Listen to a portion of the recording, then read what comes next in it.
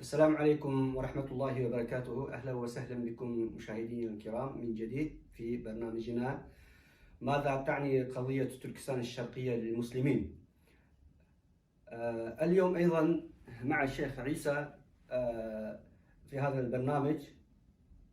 سمعنا أن هناك امرأة أيغورية ناجية من المخيمات النازية الصينية، فأجرت إذاعة الهيئة البريطانية معها قصتها في هذا المجال، ونحن ندري أنها بضعة مما تقع هناك. تفضل المشاهدين يسمعون لك. طيب، شكرا جزيلا على هذه الاستضافة مرة أخرى. إنها فعلا سيدة أيغورية نجت من المخيمات النازية الصينية، اسمها تورسوناي.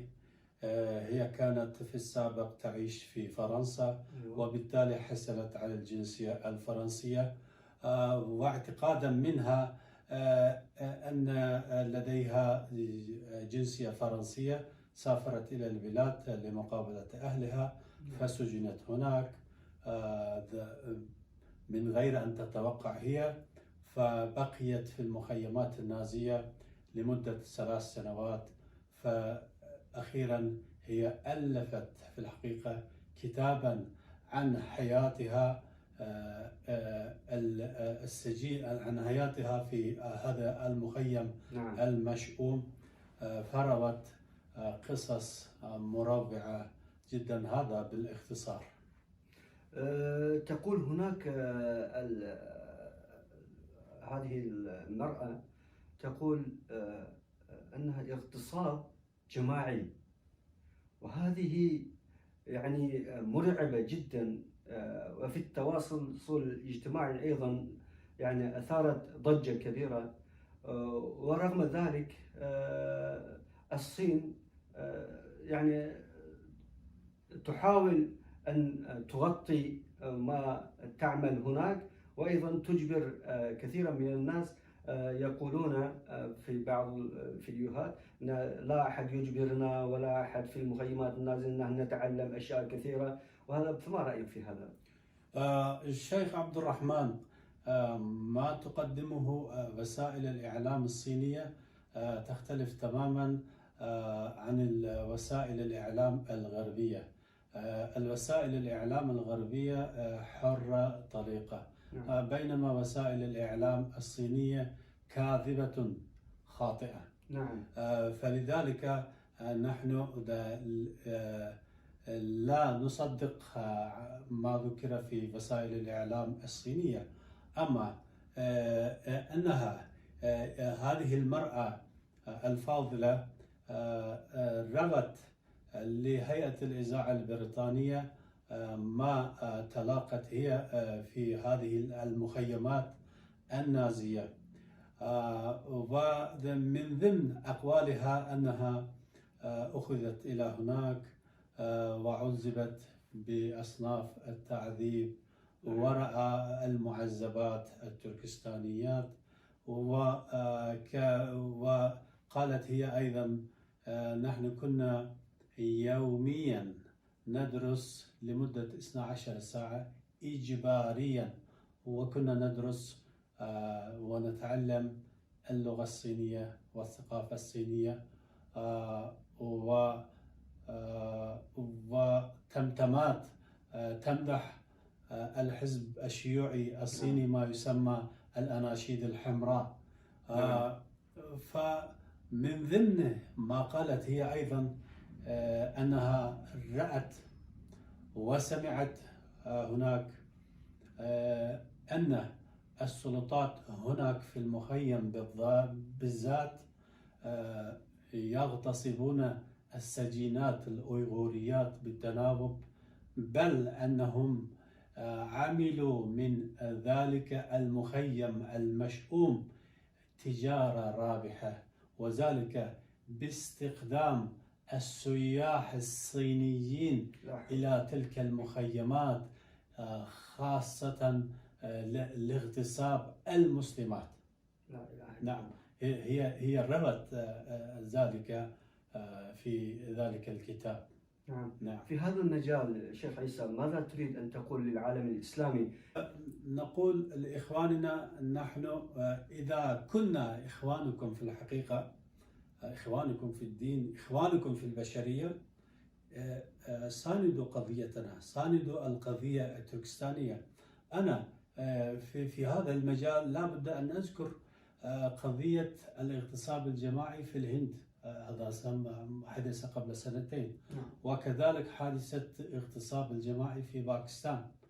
يعني هناك بعد أن حدث ذلك الحادث أقاموا الدنيا ولم يوحدوها، حتى باكستان سنت قانونا نعم. قانونا يجرم من تعدى للمرأة بخصي بإخصاء الرجل، يعني حتى وصل الأمر إلى هذه الدرجة. هذا ما حدث في باكستان قانونيا.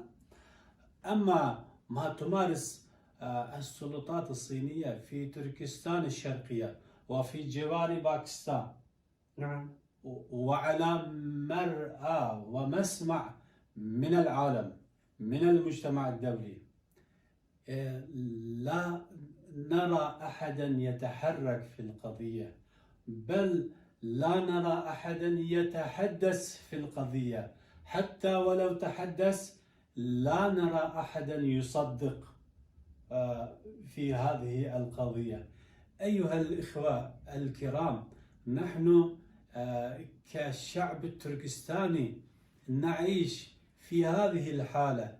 حتى هذه الحالة أنا كتركستاني أقدر أن أقول هذه قطرة من البحر. نعم. ما لم يظهر، ما لم يصلنا من المعلومات المرعبة يندى له الجبين، يشيب لها الأبدان. لا إله إلا الله. يعني هذه الدرجة وصلت الأخبار، وكل واحد عرف، كل واحد يعني إذا كتب خلاص يخرج. حتى يعني في التواصل الاجتماعي منتشرة. يأتي في بالي السؤال: أين العلماء المسلمين؟ وأين المثقفون؟ وأين الكتابون؟ وأين تغير الوحي؟ هل تغير الوحي أو فكر خلاص؟ قبل أن أجيب إلى سؤالك هذا، أن هذه السيدة الأيغورية سجنت ولو معها الجنسية الفرنسية. نعم. لو لم تكن عندها الجنسية الفرنسية، ولو لم تتدخل السلطات الفرنسية لدى الصين في هذه القضية بإصرار، هي ما نجت من المخيم. ونذكر بالمناسبة هناك في المخيم مئات من الأيغوريين الحاصلين على الجنسية التركية. نعم. يعني هم مواطنو الجمهورية التركية.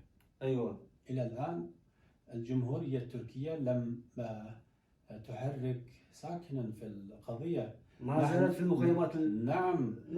نحن لا نقول، لا نطلب من الجمهورية التركية أنقذوا الشعب التركستاني من المخيم. أنتم أولا أنقذوا مواطنيكم. أيوة. هذا بالنسبة لهذا الجانب. أما إذا أجبت إلى سؤالك، علماء الأمة إما أنهم متجاهلون وإما مضغوطون. نعم. هناك منظمة المؤتمر الإسلامي.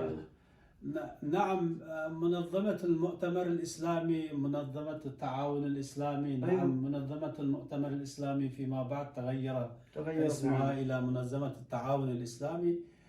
يعني الاسم كما يذكر من العنوان اسم جميل ومريح للمسلمين.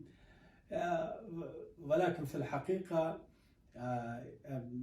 يعني هذه المنظمة نعم في نظرها أنها فعلت كثير، ولكن أمام السلطات الصينية هي صاغرة وساكتة ولا تقدر أن تحرك ساكنا. فبقي الأمر على علماء الأمة الأحرار. نعم. علماء الأمة الأحرار يقدرون أن يتحدثوا في هذه القضية.